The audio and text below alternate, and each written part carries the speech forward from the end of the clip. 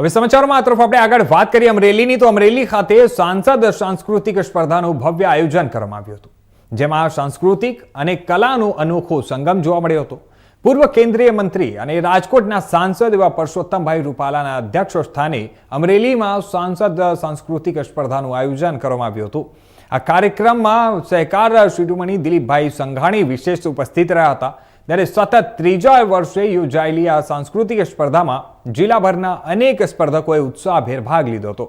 ત્યારે આ સ્પર્ધામાં જણાવી દઈએ કે આ ઢોલ, તબલા, ગાયકી, દાંડિયા, શરણાઈ તેમજ ભજન જેવી વિવિધ સાંસ્કૃતિક રજૂઆતો દ્વારા સમગ્ર માહોલ સંગીતમય બની ગયો હતો. સ્પર્ધકોની કલાત્મક રજૂઆતને જોઈને ત્યાં ઉપસ્થિત નેતાઓ અને આમંત્રિત મહેમાનો પણ મંત્રમુગ્ધ થઈ ગયા હતા અને ભારતીય સંસ્કૃતિની સમૃદ્ધ પરંપરાની ઝલક પણ જોવા મળી હતી. સાંસદ સાંસ્કૃતિક સ્પર્ધાનો મુખ્ય હેતુ યુવાનો અને કલાકારોને ત્યાં મંચ આપવાનો તેમજ લોક સંસ્કૃતિને પ્રોત્સાહન આપવાનો હોવાનું આયોજકોએ જણાવ્યું હતું.